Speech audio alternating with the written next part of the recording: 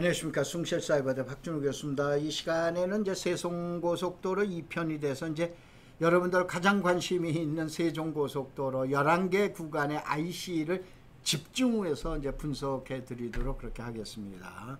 우선은 이제 양해 말씀드리는 거는, 자, 이 강의는 세종시 세종고속도로를 분석하는 강의로서 중간중간에 황막사 단체 성격도 얘기하고, 그 다음에 총남책자, 이 같은 엄청난 책자 얘기도 이제 또 설명을 드립니다. 그래서 이 내용이 싫으시면은 즉시 강의를 취소해 주시고 꺼 주시기 바랍니다.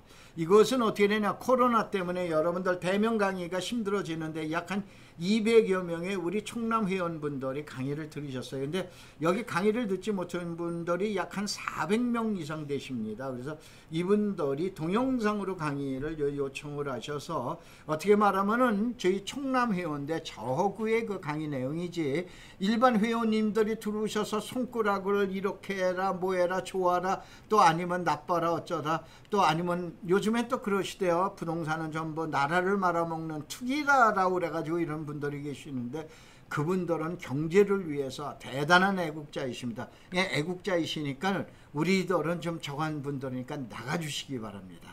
자, 강의 시작하겠습니다.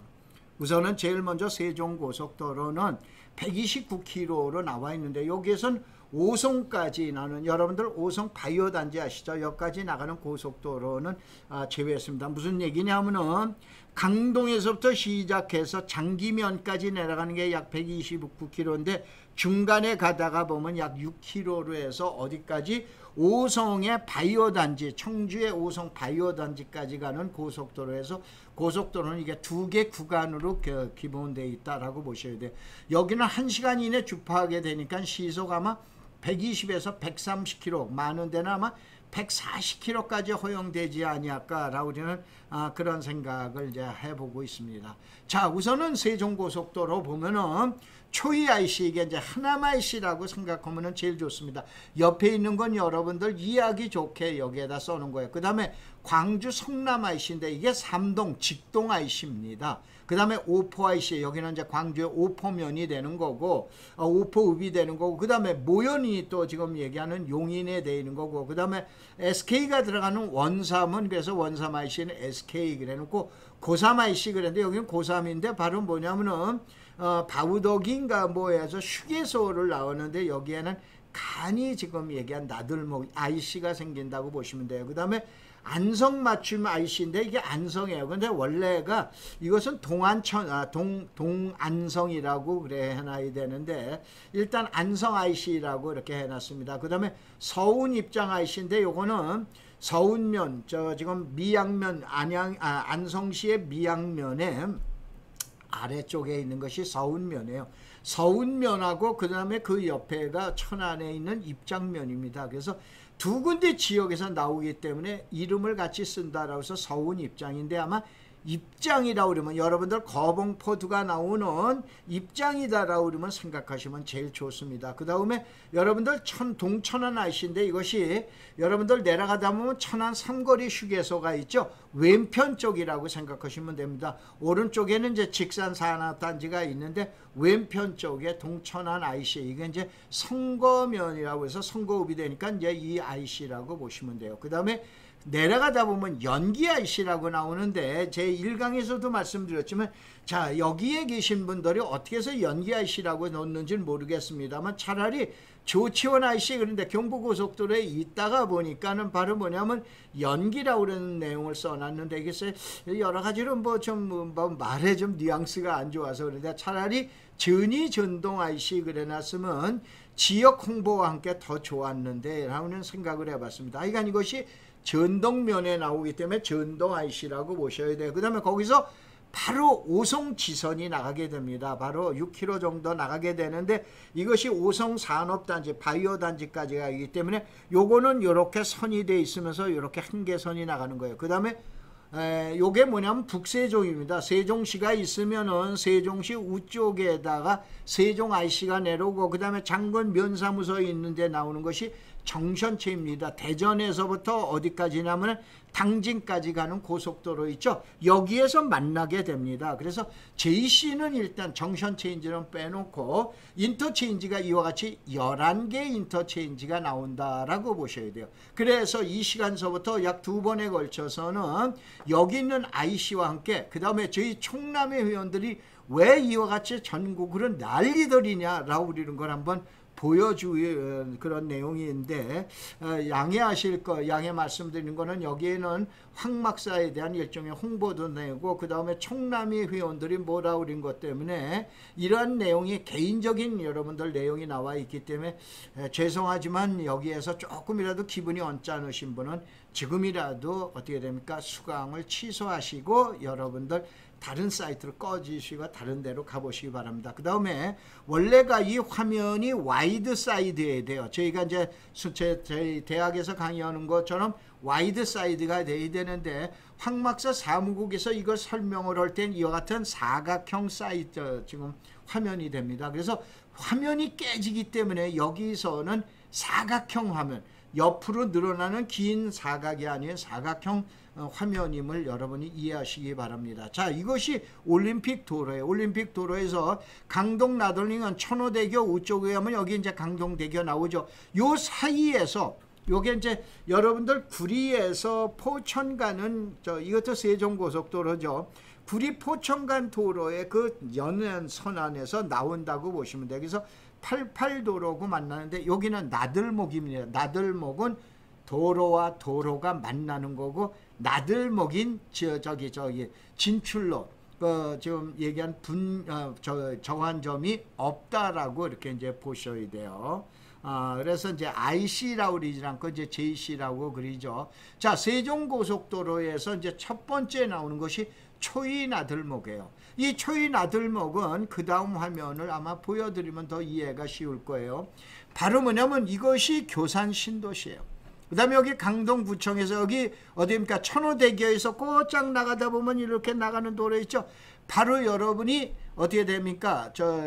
가다 보면 중부고속도로 시작점이 이거 이제 하나마이시 나오기 전에 여기에 가면은 이제 저게 있죠.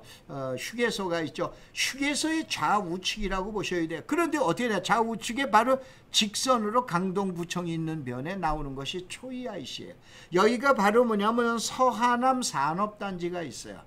서하남 산업단지가 있어서 이 주변 지역에서 나와서 이것은 어떻게 되냐, 중부고속도로와 그 다음에 외곽순환고속도로와 그 다음에 강동이나 또 아니면 천호동이나 이 일대, 또 그 다음에 밑으로 내려가면 양평까지 가는 고속도로, 송파에서 가는 이 양평까지 가는 고속도로를 만나고 그 다음에 나들목을 만들어주고 정선체인지 요거를 갖다 만들어주기 때문에 그래서 이러한 내용을 갖다가 지정하지 않았나 이렇게 보고 있습니다. 그래서 요 내용을 갖다 보면은 자, 우리 총남에서는 요거를 어떻게 되냐, 이 같은 총남 책자에는 아예 지번을 해놨습니다. 469의 4번지. 원래 책에는 469의 11번지로 나가 있었는데 이 11번지가 도로 합병이 됩니다. 그래서 469의 4번지로 요번에 정정을 했으니 회원분들이 유념하시는데 여기가 바로 나들목입니다.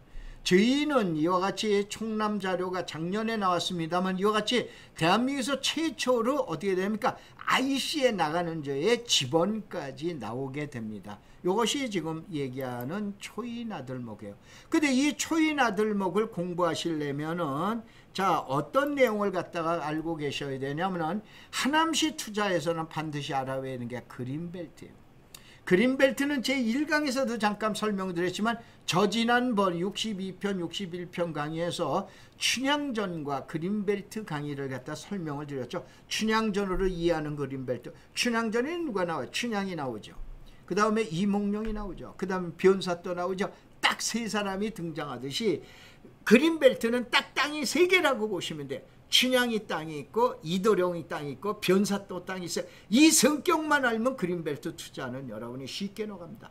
우리나라에서 가장 어렵게 강의하고 가장 규제가 심한 게 그린벨트예요. 근데 그린벨트 강의 사실은 상당히 쉽습니다. 땅은 다시 한번 오히려 다른 지역은 뭐 도시지역의 주거지역, 상업지역, 공업지역, 뭐 녹지지역, 뭐 계획관리지역, 뭐 농림지역 이렇게 땅은 많죠. 무조건 저 그린벨트에서는 땅은 세 가지 뭐 저 춘향이 땅, 변사또 땅, 그 다음에 이몽룡이 땅에. 그럼 이몽룡이 땅에다 투자할 거냐, 변사또에다 투자할 거냐, 아니면 춘향이한테. 이거는 이 전번에 그래서 유튜브에서 여러분이 박준호 교수 이렇게 치시면은 유튜브에 거기에 나오죠. 거기에 춘향전으로 이해하는 그린벨트를 갖다 이해하세요.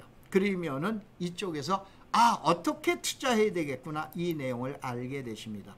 요거 이제 서하남 분기점에. 근데 이걸 왜 놨냐, 이 자료에서, 오늘 설명하는 이 자료에서는 정션 체인지는 나오지를 않습니다. 그런데 이 분기점이라는 것을 왜 이렇게 해놨냐면, 서하남에 있어서 서부초등학교 있는 쪽에서의 어떻게 되면 이것이 무슨 도로냐면은 외곽순환고속도로예요. 근데 여기에서 나오는 것이 광암동 22-1번지 1번지가 어떻게 되냐면은 일종의 일부 나들목이 나오게 됩니다. 이건 분기점이에요.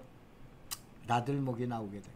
그래서 여기에서만큼은 이 자료를 올려놨습니다. 다른 자료하고는 다르게 이게 바로 충남이라는 자료예요. 지금 자, 그 다음에 여기에서 잠깐 또 설명을 드릴게요. 이 이제 충남 회원이 되시려면 어떻게 되냐면 황막사라는 걸 보셔야 돼요. 황막사가, 저는 NGO라는 말을 참 쓰기 싫어합니다. 이게 별로 안 좋으신 분들이 계시고, 요즘에 아마 뉴스에 뭐 국회의원 분들 나오셨지만, 저는 NGO라는 말을 아주 굉장히 처음서부터 부정적으로 해서 잘 안 쓰고 있는데, 비영리 단체입니다.